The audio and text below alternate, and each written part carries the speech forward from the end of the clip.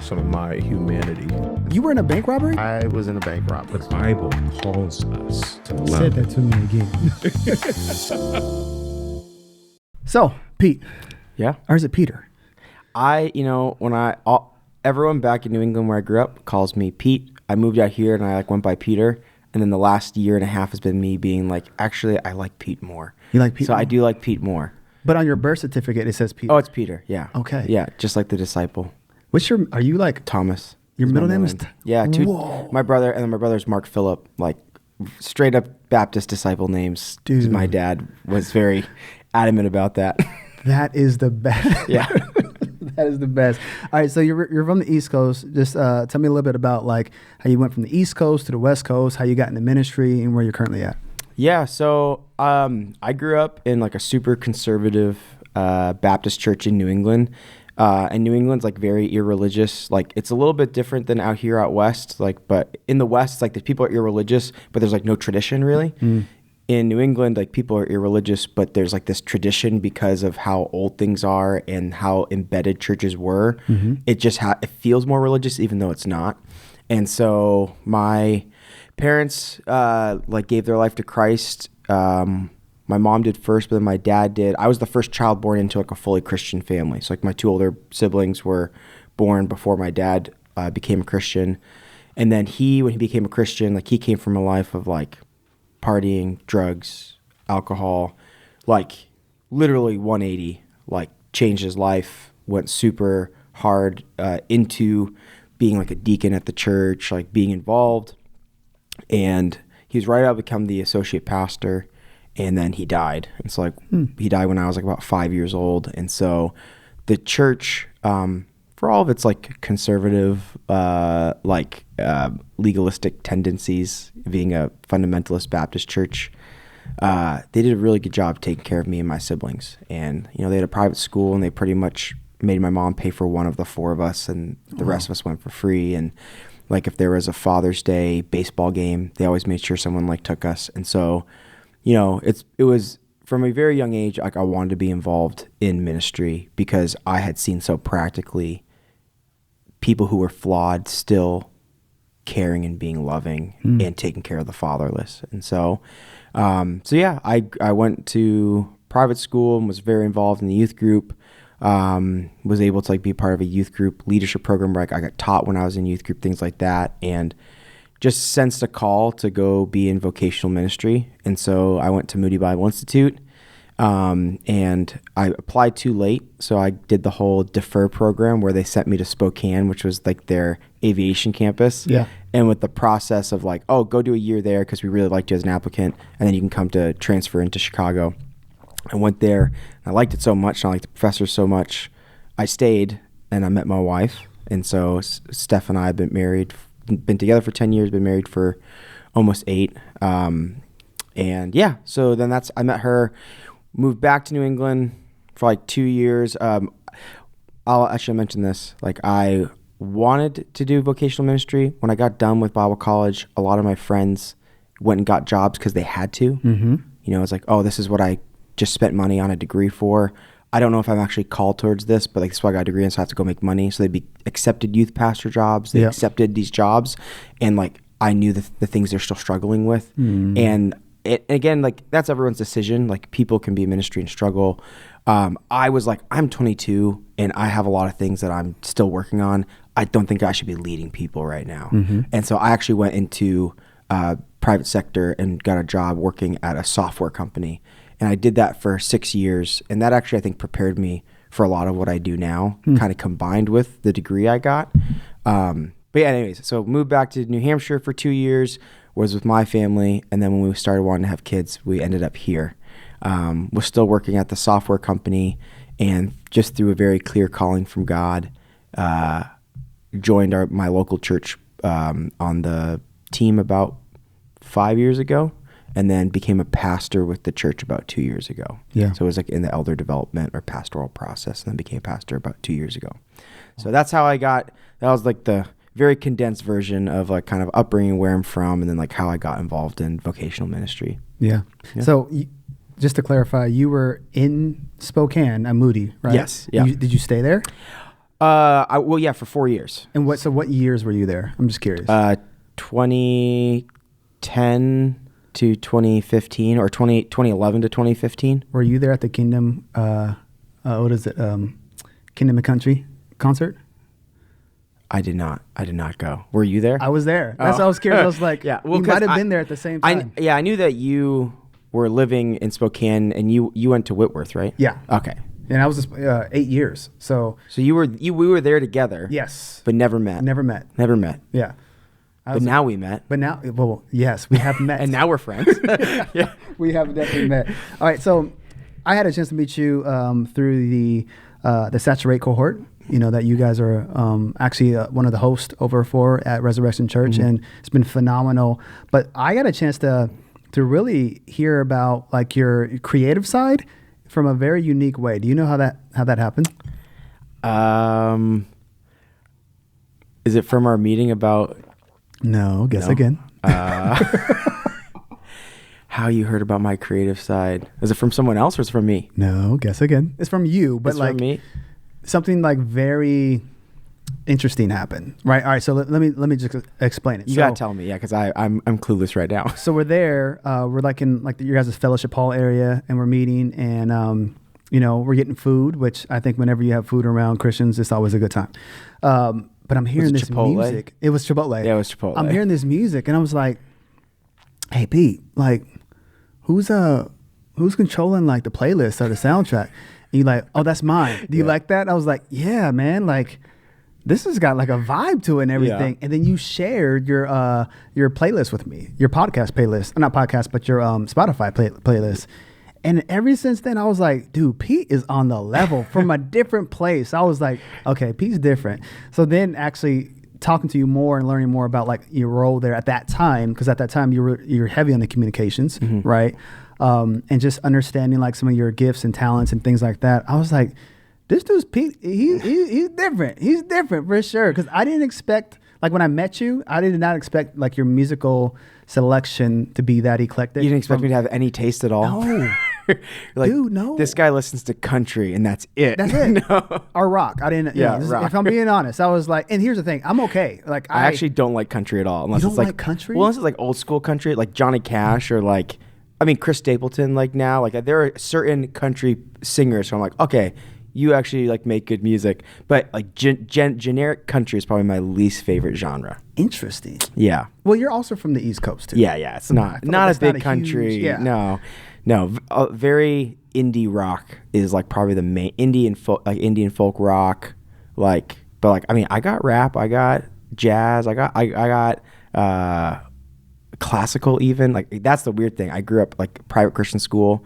That I have these mornings where like if I want to feel very nostalgic, like I put like choir music on because I grew up with that. What? And so like if I want to feel like nostalgic and in my feelings of like my childhood, Yeah. I put like these choral singers of like you know, like Anglican choirs Yeah, like singing old hymns in big cathedrals. I'll just like throw that on if I just like want to be nostalgic because that's what I grew up listening to.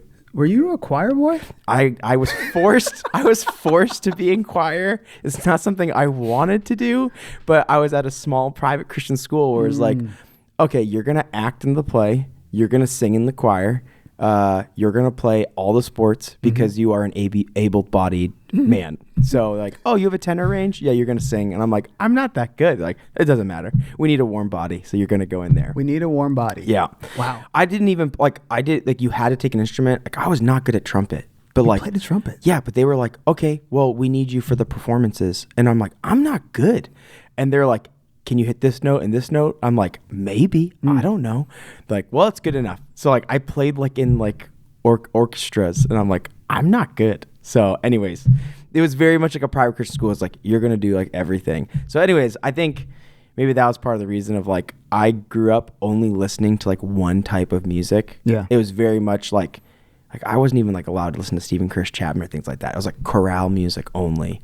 And so like when I got the ability and like things like Spotify and Apple Music came out, I just became ravenous. I was like, oh, there's this type of music and there's this type of music and like this sounds cool and this sounds cool. Like I just like ate it up. And so I Interesting. think it was part of like how I grew up coming out of that was like, I just wanted to like hear different things and like engage in different types of music and things like that. Cause I'm like, this is great. And this is great. So yeah. That's interesting. Yeah. So it's, wow. Well, I didn't know you were in a choir. Like super psychological. You went a little deeper on that. Yeah. But I love that, to be honest. I really want to hear you sing one day and see if you have like the choir boy voice. Anyways, and it's also interesting that you listen to choral music in the morning. Like, here's the thing. I understand. Some mornings. Not every morning. That. So you can ask my wife, like, you know, Christian music. I love Christian music. I love gospel music. But like, the music that's closest to me is old hymns. Mm-hmm. Like, I'll sing old hymns like all the time. What's your go-to hymn? Oh, it just depends on the season. Right now it's Easter. Near the Cross. Right now it's Near the Cross. Yeah. Like I don't know. It's just, there's certain hymns that like I hear, and you know, I play music too. So like when I hear the way the melody is shaped, it reminds me of being in church when I was a kid, and we were just singing these songs and belting them out and different things.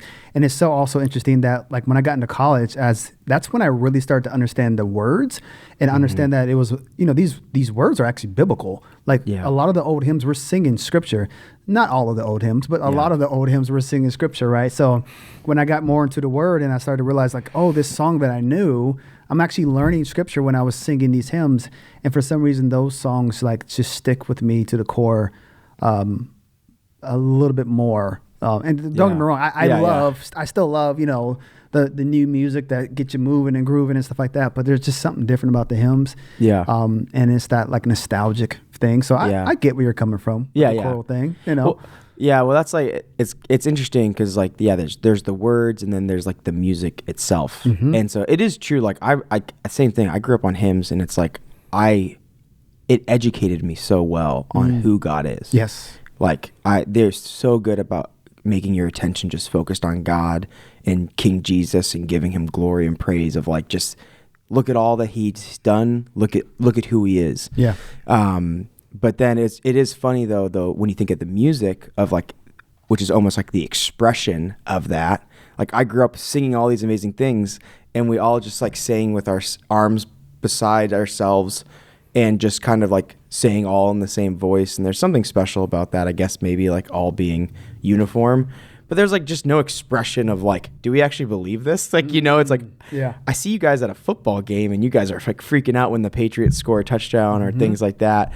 But then you come to like church and it's like almost like this like, stoic face. And so that's where it's like, I had like church experiences, and like you go to concerts and you're like, oh, like you see the expression of the things you're singing kind of going together of like, oh, you're singing the right words, and like I'm seeing you move, like, you know, or things like that. So that's where that's why music I think is so special, is because like it's both the medium and the message like come together in one, and it's just like can overwhelm you at times and things like that. So yeah, but I think very fondly back on hymns and hymnody. And it's cool because now a lot of like modern musicians are reclaiming hymns. Yes. And putting it to like rap and putting it to indie music and putting it to rock and, you know, doing all these things with it, which is really cool. I have a theory for that. And my theory is this. Creativity has been stifled, right? A lot. And, you know, your normal 4-chord progression songs, and don't get me wrong, some of these songs are great, but like if, for example, I was in France in 2018 or so, and I was just, you know, I got a chance to go to this old church where they were having a wedding, and I got a chance to go upstairs where the organ was at, and they had a professional concert celloist there. And I get up there and I'm just like, you know, she doesn't really speak English too well. And I just wanted to play with him. And I was like, and I don't play the organ, I play the piano. But like there's some crossover there. And, you know, I'm like naming songs. There were 2 songs that she knew that I knew. And it was Chris Tomlin, How Great, right? How Great Is Our God. Which I think that song is going to go down and like, it's going to be one of those Amazing Grace songs. And then it was Amazing Grace, right? So like, she knew those 2 songs. The interesting thing about this is this: How Great Is Our God? It's only like 4 chords, right? But it's a song. It's all about. I mean, just the title alone. How Great Is Our God? That's the name of the song. Yeah, beautiful. But Amazing Grace it's got a familiarity, but there's just a lot of creative things happening in Amazing Grace. It's in 6/8. Some people singing in 3/4. So there's a lot of things going on there. Yeah, it's kind of hard to sing, actually. It is not the easy. Well, Like, everyone thinks it's easy to sing everyone thinks it's easy to sing because I was talking to our worship director Cam about this. He's like, everyone thinks it's easy to sing because of how knowable it is. Like, everyone knows it and had to learn it. But if you're just looking at like singability, how great is our God is way easier to sing than Amazing Grace.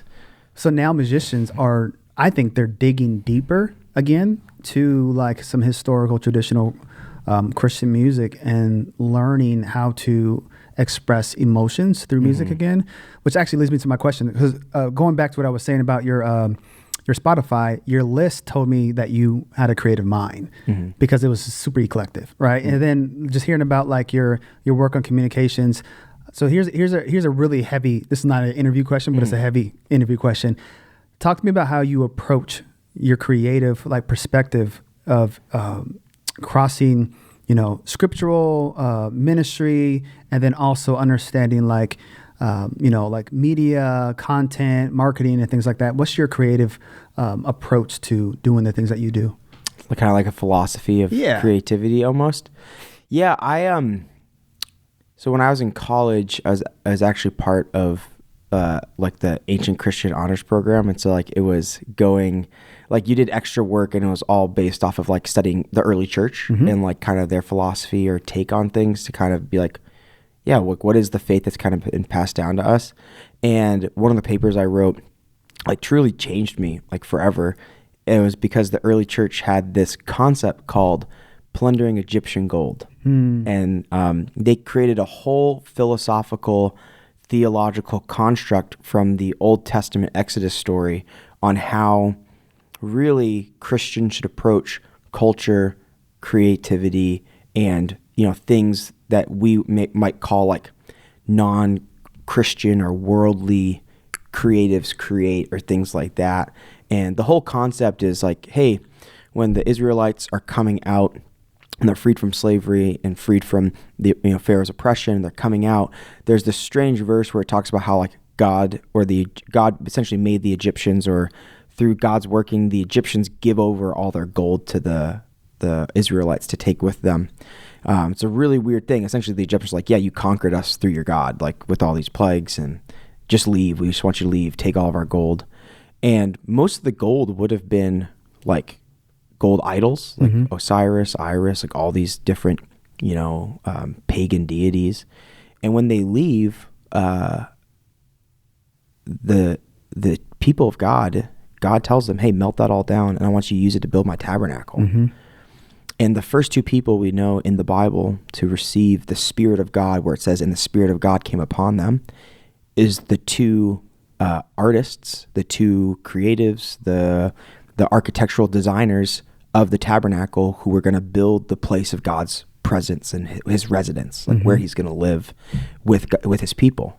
And so you see, it's like, oh, you're taking these pagan, seemingly dirty things, melting them down, and through the Spirit of God, rebuilding them into a place where God is going to reside with his people and be present, and the people are going to worship and praise God. And so the early church had this concept of like, the world's our oyster, man. Like, we should be like looking at how the world is creative. We should be looking at the pagan teachings, like what people are teaching, how things are being taught, and putting Jesus at the center of that. And kind of reconstructing and building things to proclaim him. And so there wasn't like this fear of culture. It was this like, Jesus is one. Like, we have the ability to take all these things and use them for his glory. And so I just see, I think there's a long-standing run with the church where the church has created its own subculture, where it's like, we want to be like what the main culture is, but we don't want to have their messaging. So they create the subculture. And I think that's how you get a lot of like the, K-love worship and like those types of things. And again, like, I'm not a creative who's like, that's bad. Like, I think it has its point, and obviously it reaches people, and the message of a lot of those songs are really great and draw people into deeper love and communion with God.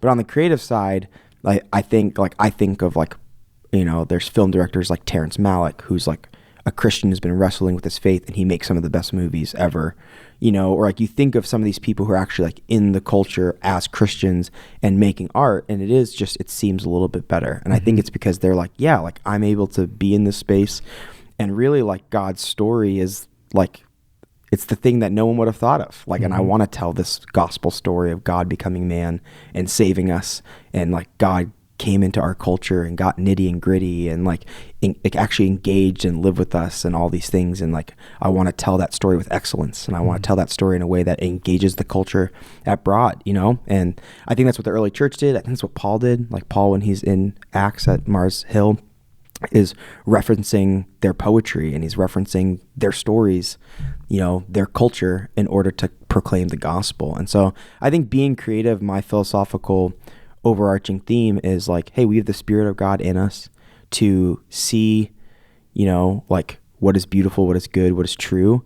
And ultimately Jesus is the most beautiful, the most pure, the most true. He's God incarnate who like showed us what it means to live. And so like, I want to tell that story with excellence, and I want to use all the cultural things that people say are good in order to proclaim that story. And so that's why I like music. I like art, movies. I like, graphic design, anything that is like, looks excellent and beautiful and good. And it points to Jesus. Like I want to use that, and I want to like ultimately make much of him by doing things with excellence. And so, and I by no means am like a great creative. Like I definitely view myself more as like, I can see good things and I notice it and I try to replicate it. I very much lack the ability to be like an original, I think. Like I struggle with like thinking of a cool concept, like an original concept, and making that. I'm very much like, I see something I like and I'm like, that's something different about that. And like, I'll like try to replicate it or something like that. So I wouldn't call myself like a true creative. I probably call myself like someone who like I can recognize, or I just recognize things I like. And I try to. What's one thing you do to like, I guess, stretch that creative, muscle for yourself?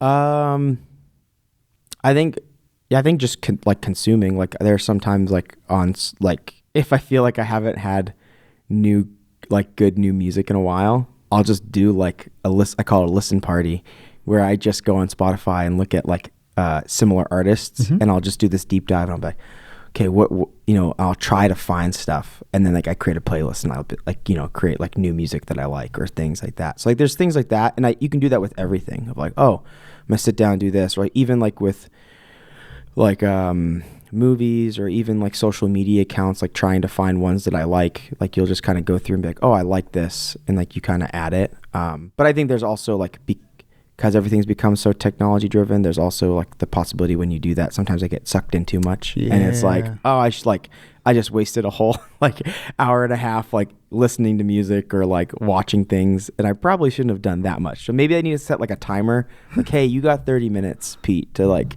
search and try to find things that you like. But yeah, I think that's it. I think like you get to flex your creativity like when you're looking and you find things that like resonate with you, and you're like, oh, I really like that. So I think that's like one of the ways I stretch it. I like writing a lot. I think writing's the one way that like I try to be like original, or like I like writing. I used to write a lot more, like, obviously like becoming a dad of 3, and being a husband, being a full-time pastor, like, life group, youth group, like all those things.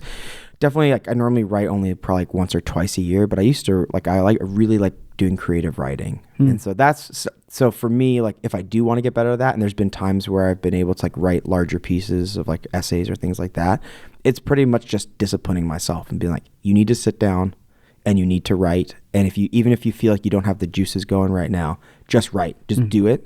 And then that stretches you. And then normally there's like one nugget. I'm like, oh, I can actually use that. And then you string enough of those writing sessions over where it's like, okay, I have like a working creative piece that I can like write, that I can publish, or that I can put out on my blog or something like that. Have you put out any like books or anything? Or? No, I have not put out any books. I think that's been a goal that I had since college, was to like write a book. It was like a goal I set for myself. And like, it's just, I think life it's something that I've definitely like lost sight of and haven't like made a priority. or things like that. But I think that's still a goal of mine, would be to someday like write a book.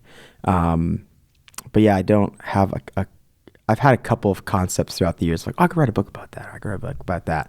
But I think honestly, like right now, I'm probably more focused on like building my character and virtue first, and like really trying to become like a better dad and so that way, like if I do write things, because we are like in the Christian sector, and I think sometimes you can write something because you're trying to like help, but like I really want to make sure that like my inner life and like my private life is completely like focused on Jesus before I would ever try to like promote publicly like ideas that I have.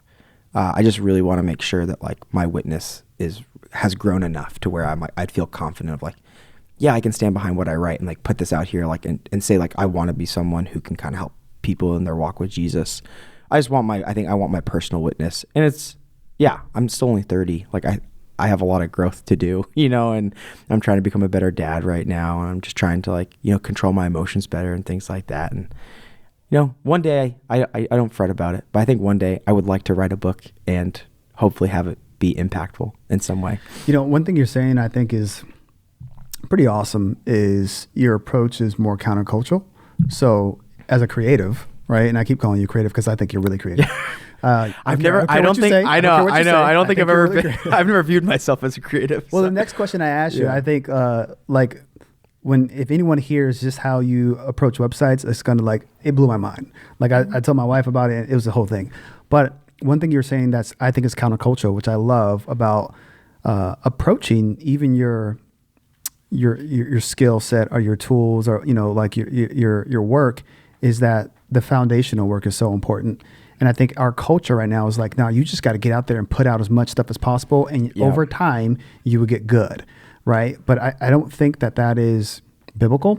I don't think that's I don't think that's as wise. Right. I think, like focusing on like the core foundational things of your character is so important.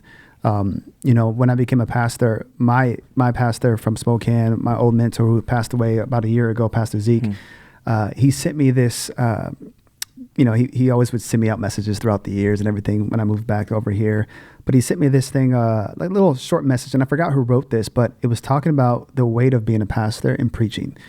And I'll paraphrase it, but it was pretty much saying that, being a pastor, preaching week in and week out, that man has to walk through that pulpit and preach God's word and stand on God's word, but also has to believe that the things that he's doing in his private life match what he's preaching. And it is the constant battle of being a pastor or being a preacher, is making sure that you are aligning with what your words are saying. You're aligning on the other side too.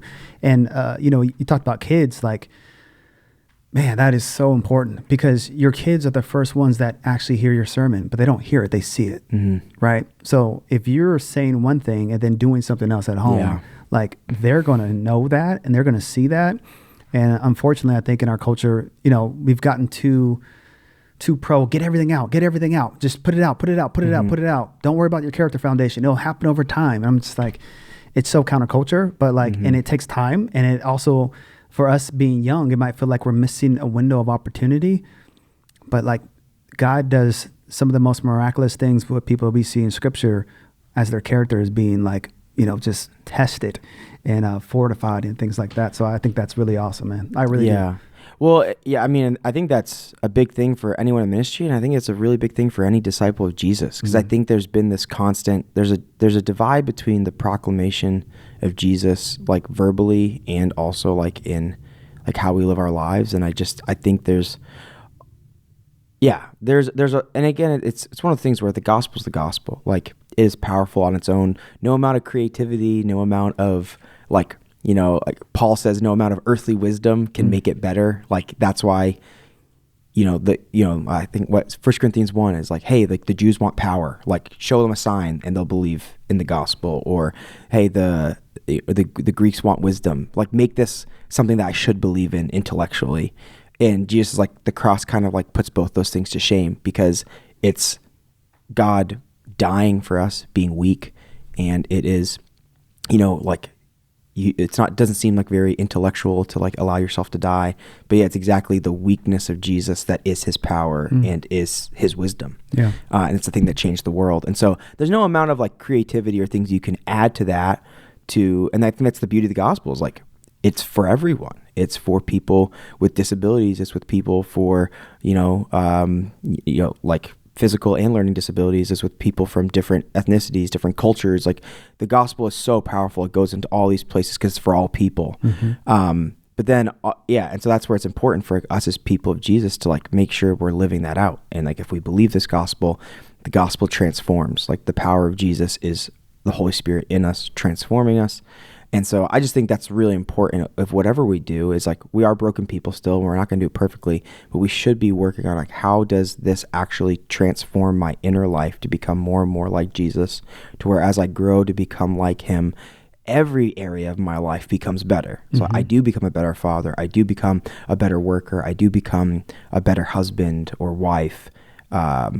How do I do that? And so I think that's like what's so beautiful about the gospel. The gospel goes into so many different people and does that work with different levels of creativity and different levels of like intellect and different levels of, and he brings all of us to being more Christ-like and virtuous. And so I say that all the time of like my creativity, my pastoral work ends and starts with me being a husband and a father. Because if I'm not living out the life of Jesus or growing to become more Christ-like, in these areas, then like everything I'm saying creatively, everything I'm saying, if I preach on a Sunday or when I preach to students or things like that, all of that really becomes, like a moot point of like, oh yeah, well, he's not living it out. And so, and I don't live it out like perfectly by any means. Like I said, I still have a lot of growth. Like I still need to learn to respond to my twin toddler boys better when they are doing things they shouldn't be doing.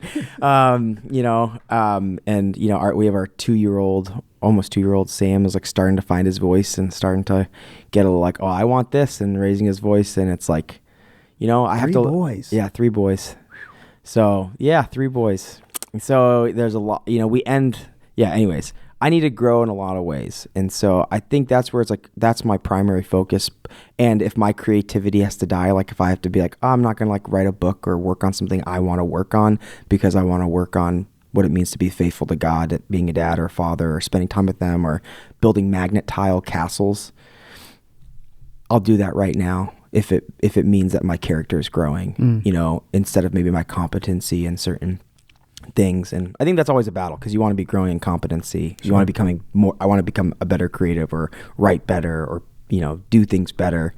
But sometimes like if I'm doing that at the sake of not growing to become more like Jesus in my virtue and in my character, then again, like that doesn't mean anything. So it's like constantly trying to grow those two things together, your competency and your character, and making sure they're growing at the same time. And I think, a lot of people in our culture will not grow character because they want competency or they want content. Just got to put it out there.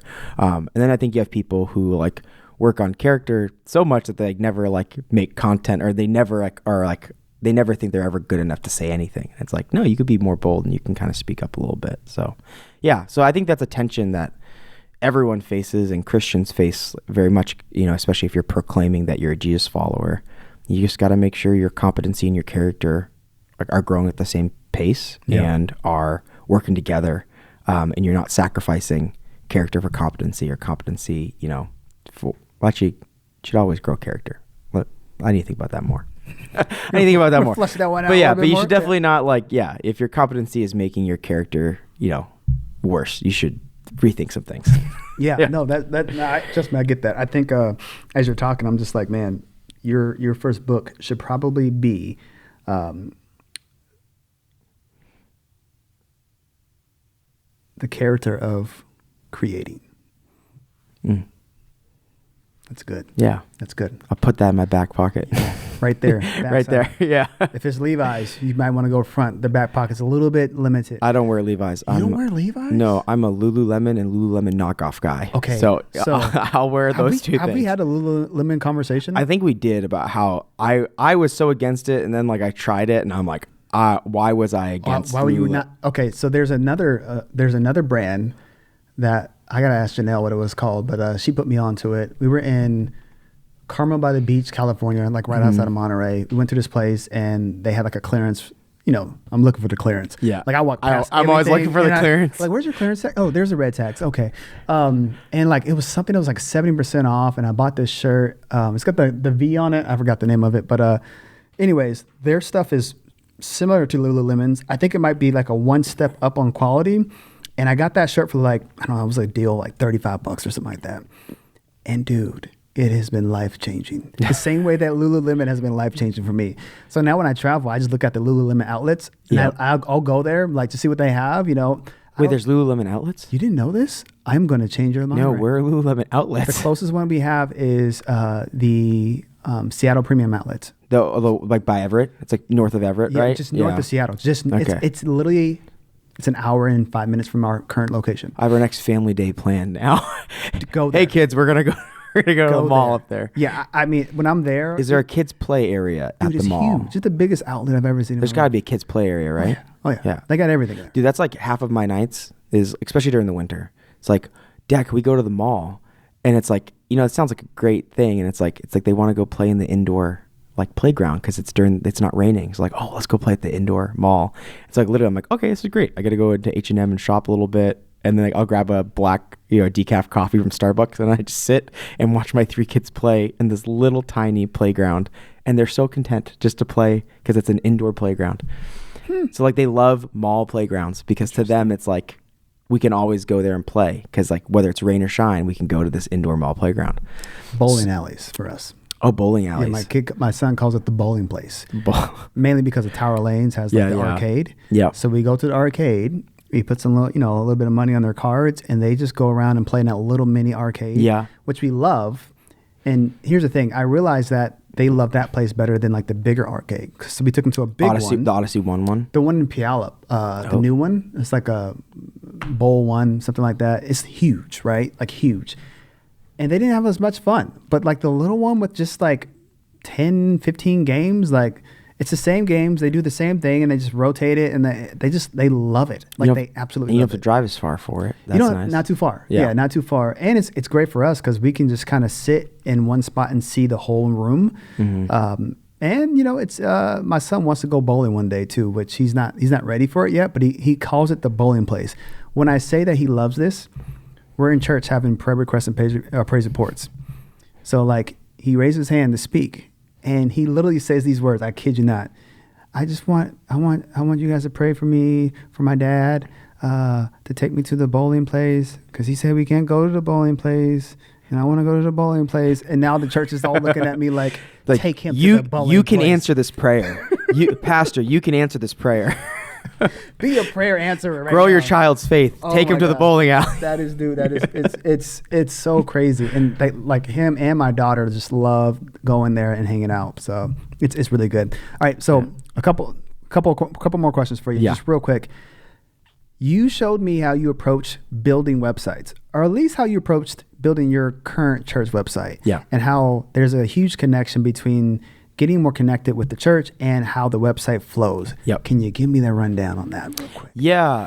And this is not an idea to me. This was something obvious, like I did through research and development of just kind of like really liking, but it's like the whole concept is that you're taking people through a journey. I like the term journey is better. Like some people will say it's a funnel, right? You're trying to funnel people. Funnel just makes it seem a little bit more like businessy. So I like the idea of like a journey. But you're taking people on a journey of like what it means to connect at the church. And so like we build the website in a way where, and it's also even just like your messaging, like what are you guys about or things like that. You want them to know that first and foremost. Like this is like what we're about. This is like a mass message for like anyone who's a Christian, anyone who's a non-Christian can understand this and get, okay, this is what this organization exists for. Knowing our mission, vision, or what we exist for is different than integrating into the community.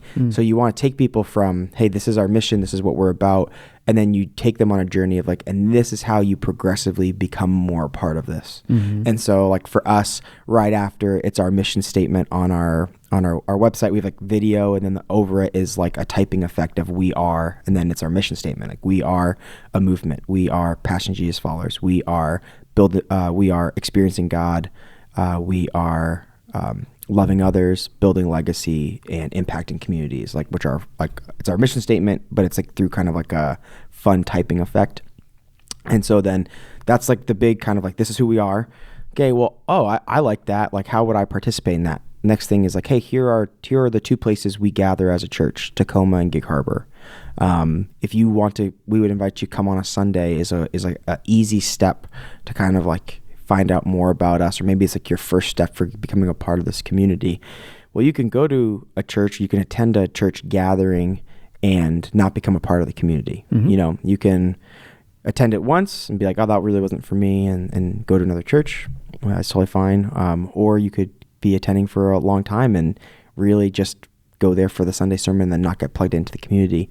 You know, we value community, and we value, you know, at Resurrection Church, we want people to get plugged into more than just coming on a Sunday, even though we think Sundays are really important as well. And so then as you keep on going down, it's like the different things are like pretty much you can find about us, which is kind of like more of our philosophy of ministry, doctrinal statement, stuff like that. People who really have to search have to like want to find that, like of like, and the people who have those questions can't always find it, but you have to like look for it. Everything else is more catered towards people who like are like, yeah, how do I get integrated? And so then after that is like, you'll see the different at the option is like, hey, there's always a place for you in our community. And it's a running list of different steps people can take. And I think we used to have an idea or a concept of a discipleship pathway where, we want everyone to take this linear journey. And I think the more like me and then even like Dave, our executive pastor, like we talked about it, is like, that's just not real life. Like not everyone has the time to go take like your 8-week class to like be like, this is who we are as a church or things like that. So I think we've now, instead of like being like a linear progression, we're a lot more just take one step.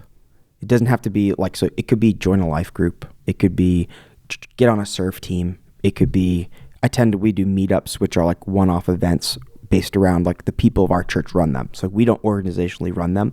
We created an organizational process for people to run their own events for the church. And so there's things from like card games to book clubs to learning to sew to like, you know, meetups at like restaurants in the community. There's a bunch of different things. And so it could be like, oh, I'm going to go attend a meetup and go hang out with the people of this church or things like that. And so we kind of, our journey very much is like, this is our big mission, vision, who we are. Like, we want you to attend a gathering maybe as a first step. And then we want you to get connected. And so that might be attending our church life lunch, which is like meeting the leaders and like learning how to get even more connected. It could be attending a meetup. It could be joining a life group right off the bat. It could be joining a serve team and serving the church right off the bat, you know? And we see people do different things. Like I've met people who like are serving on my hospitality team and aren't in a life group yet and haven't even attended like a church life lunch. They skipped the lunch of meeting the leaders. Like, I just want to serve. So they get plugged in that way. And then that's where the community happens. That's where they're meeting people in the church who have been there for 2 years. And they're meeting people who have been in the church for 8 years. And they're meeting the leaders, pastors who run the ministries that they oversee, and they get prayed for. And we have prayer meetings before we serve. And that's where the community happens. And they're getting involved that way. And then like we see people then be like, they go to their friends, hey, you should come to church with me. Or they go to their like non-Christian coworkers, like, hey, you should come try out church. Like I serve coffee. I'll serve you some coffee if you come, or things like that. And so that's kind of the journey we take people on. And then and then on all of our main pages, every single page has its own journey. So like our About Us page has its own journey, or like our life groups page has its own journey. And we order things in a way of like, what's the most important thing they need to know? How do they get connected? And so the hope is that you are telling people a story. So by the end of it, they're like, oh yeah, I do want to be a part of this, or I do want to like join in. And so that's kind of how we approach the website. That's how we try to like do it. So we try to lead people on journeys to get them connected into the community. It's kind of how we do it. And obviously we try to use a lot of photos and a lot of video so that people can get a feel for what it's like. No church community is perfect. Like, we don't have like the perfect community. No one has the perfect community, but we try to show realistically what our community is like and invite people into that. Yeah. So that's awesome. I really do love that approach. When you first told me about it, I was just like, that's That's just really heavy stuff. I mean, it's really intentional too. And sometimes I think churches they'll hire someone else to do their website or whatever. And I get it. Like, if you have to outsource that, that's fine. But the intentionality of it feels very connected to the foundation of the community, right? The church community itself. So that's good. All right, here we go. Rapid fire. Yes. You got 10 seconds to answer these 5 questions. That's so hard for me. Okay. Being concise is my weakness. Oh my Lord. I'll be concise. Why is it every pastor cannot? I know, it's all the same. Last time I said 30 seconds and it was like a 2-minute answer. I was like, all right. Okay, 10 seconds is what I got? 10 seconds, man. Okay. 10 seconds. And I'll try to tailor the question so it won't stretch it too much. All right. What is your top Christian song right now that you're listening to and why? Oh, top Christian song? Christian song, choral song, hymn, however you want to. Like actual worship song. Worship song. Okay, it's explicitly about Jesus and God. So I knew you're going to see. This is what I'm talking about. What is your top? You know what? What's your top song right now and why? There you go. Okay. Oh, okay. That is actually. Can I actually look at my phone?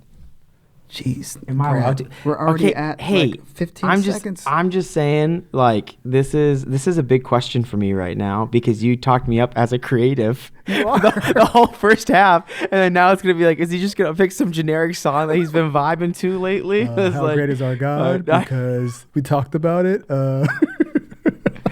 Man, it is a hard question. Well, yeah. I mean, there's an artist I've been listening to a lot. He's like an indie Christian artist, Taylor Armstrong, who I really, really listen to a lot right now. Mm-hmm. And he's he has a song called First Place. And it's just he doesn't have the greatest voice, but it's just a really good song about how does Jesus take first place in your heart, and about how that makes everything everything else gets ordered in your life because of that. So I've been listening to that a lot, but this, in complete honesty, I have been probably listening to the most praise and worship music in my life that I've ever listened to before. And it is purely because I do feel I think what you put in does change your who you are. Yes. And I had realized I don't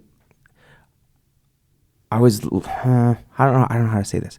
I was lacking in my joy when and it's not that oh, this fixes me, because obviously I need to be in the word more and things like that. But I was so there are certain songs, there's a song called All Is For Your Glory that Jesus Image does, and it's just all is for your glory.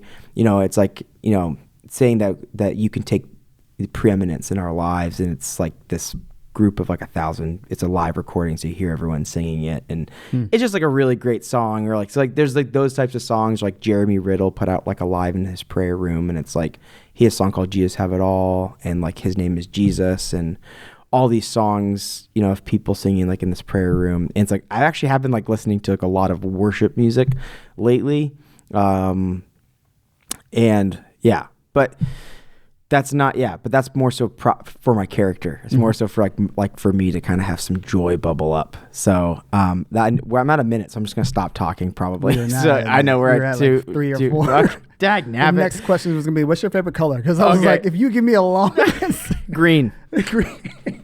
Next question. Next question. All right, here we go. What's your favorite book in the Bible and why? 10 seconds. 10 seconds. You got this. Okay, Peter? Really, Is it Peter? It's not Peter. It's not Peter. First Peter? No, it's not Peter. I really like Ecclesiastes. It's a book that really helped me process my dad's death, and really helped me realize the fleeting nature of life and the importance of just obeying God and loving His commands and seeking Him more and more. Yeah. So probably Ecclesiastes. If there's one biblical character you can hang out with for a day, not Jesus, who would it be and why? I would go with my namesake, with Peter. Yes. I think his story is so cool of messing up time and time again, just believing wholeheartedly Jesus is the Christ, but then being told he's going to betray him and betraying him, and Jesus coming back and saying, "Do you love me? Do you love me? Do you love me?" 3 times, and him reaffirming his love for him after he denied him 3 times. I love that story. I would love to talk with him about his life. Yeah. Yeah. I had a couple answers for myself, and then as you were talking, I thought about it one more time. I was like, would it be? Who would it be? And I was like, it might be Joseph. Mm-hmm. Jesus' earthly father. because Oh. like the pressures of being a father right now is high. You know, I have a 6-year-old and a 4-year-old, and I'm constantly asking myself the same question: how am I doing? Like, you know, am I living up to where I need to live up to? How's my character at home? You know, those questions. And we don't really know a lot about him and, you know, those early years of Jesus. Yeah. We assume he died or something, you know, just because of where he kind of drops off the story. But yeah, I mean, I just wonder, like, the amount of pressure in his mind. Like, I know who Mary is, I know who my son is, and I know, like, what has been put in my hands for responsibility, like what that looks and feels like. It'd be interesting just to ask some questions. Yeah. You know what I mean? Like, I don't know. That'd be kind of an interesting one. So, Pete, tell us where they can find more about you, Resurrection Church, all that stuff like that. Where can they go? Yeah, I mean, resurrectionchurch.com is our website that I talked about. So you can go check that out there. Instagram is just Resurrection WA for Resurrection Washington. Same on Facebook, Resurrection WA. So you can follow us there. We put out like sermon reels and events, things like that to get plugged into the community through that. And yeah, I think those are like the main channels that we do. I know that we need to be on TikTok. It's like the hardest thing for me to get on TikTok because I just don't understand it. And I'm an Instagram guy, so I know. But for right now, Instagram, Facebook, we have like a newsletter. You can join our newsletter by going to the website. So you can subscribe to the newsletter if you go to the Tacoma or Gig Harbor pages. So Awesome. yeah, those are the general ways. Thanks, brother. Sweet. Thank Appreciate you. you.